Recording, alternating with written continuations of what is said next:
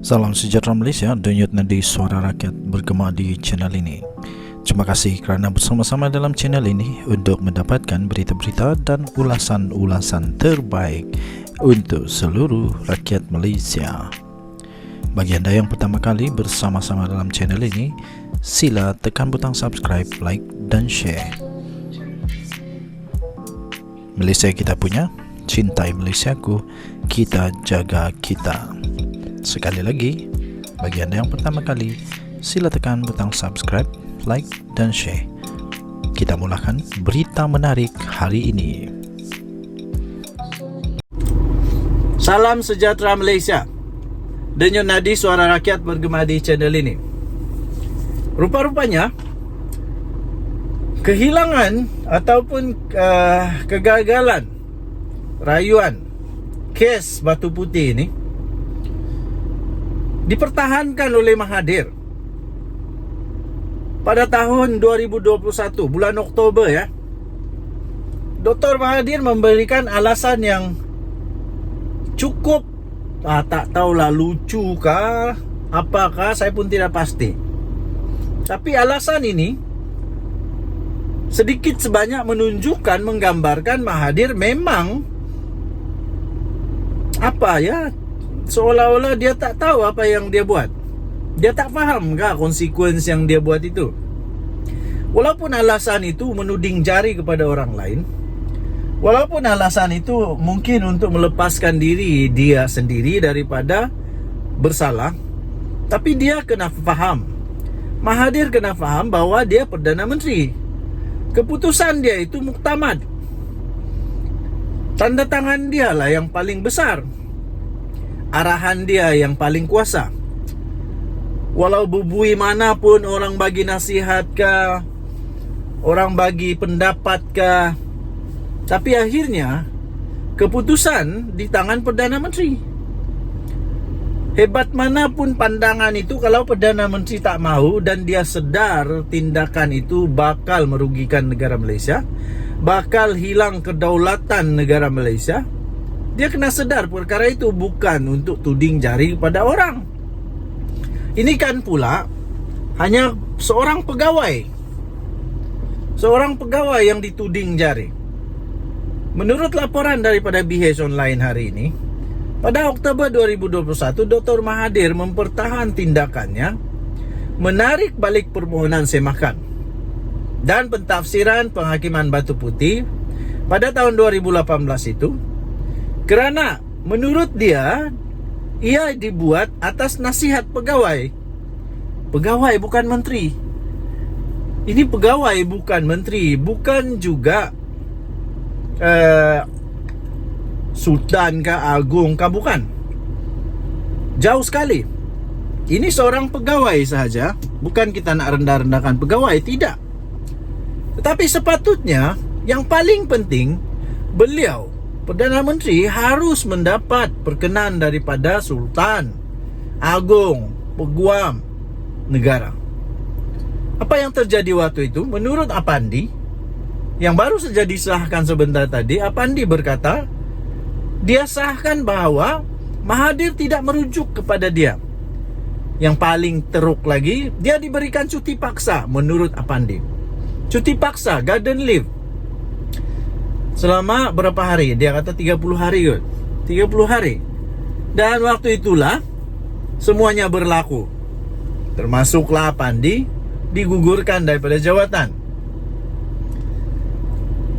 Jadi bukan alasan yang baik untuk menyatakan bahawa dia buat keputusan itu kerana nasihat pegawai yang dilantik oleh Muhammad Apandi selaku peguam negara.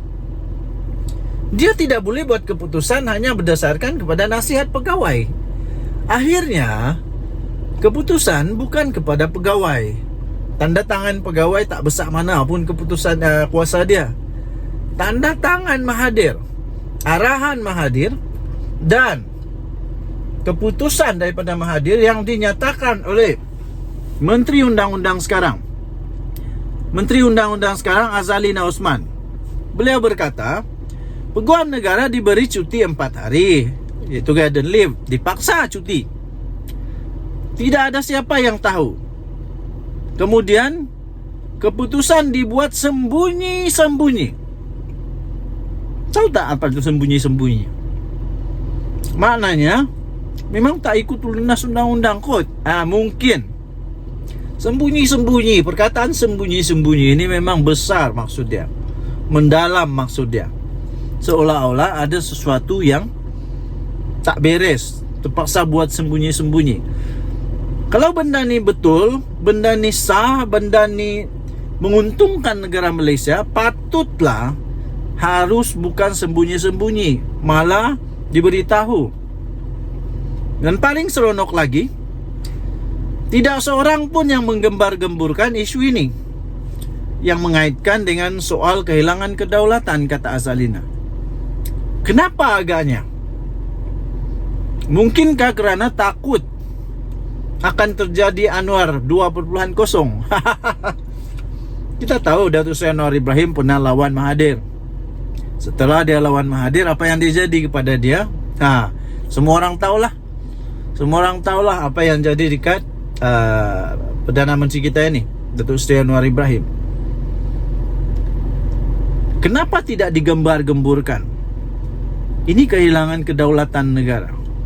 Sekarang ada masalah akan timbul pastinya. Selepas ini yang kita risau adalah beberapa perkara lagi yang boleh terkait dengan keputusan yang Mahathir buat ini, terutamanya tentang dua lagi yang sedang kita fight sekarang ini, yang terkait dengan kedaulatan negara juga, yaitu berkaitan dengan kedaulatan Batu Putih, Batuan Tengah dan Tubir Selatan. Mungkin ramai yang tidak tahu Batu Putih ini sebenarnya hampir sangat dekat dengan Malaysia dibandingkan dengan Singapura. Tapi Singapura yang dapat. Sebab itu negara Malaysia membuat rayuan. Negara Malaysia buat rayuan, tapi menurut apa yang dilaporkan oleh BH online ini, bharian.com.my ini, bertarik hari ini 3 April 2024. Tajuk dia, Apandi sahkan tidak dirujuk batal rayuan isu Batu Putih. Menurut laporan ini, pada ketika itu Tun Mahathir menjadi Perdana Menteri, dan ketika itulah kerajaan menarik balik permohonan untuk membatalkan keputusan Mahkamah Keadilan Antarabangsa ICJ untuk menganugerahkan Batu Putih kepada Singapura 6 tahun lalu. Beliau juga mengesahkan apa yang didedahkan Menteri di Jabatan Perdana Menteri Azalina Osman di Dewan Negara adalah benar. Sampai dia kata apa yang didedahkan adalah benar. Saya bersedia untuk beri keterangan kepada Suruhanjaya Siasatan Diraja, kata Apandi. Kemudian dia kata saya peguam negara ketika itu, tetapi Dr. Mahathir buat keputusan. Jadi maksudnya Dr. Mahathir lah yang buat keputusan. Kalau betul Apandi cakap ni, dia kata saya peguam negara ketika itu, tapi semasa Dr. Mahathir buat keputusan, beliau tidak pernah merujuk kepada saya sebagai peguam negara. Jadi sebenarnya kalau ikut kepada kata Apandi ini, keputusan itu bukan terletak kepada pegawai tapi keputusan itu terletak pada Mahathir. Nanti Mahathir jawablah. Ini akan melibatkan turun-temurun negara Malaysia, kedaulatan negara Malaysia. Denyut nadi suara rakyat bergema di channel ini. Bye-bye.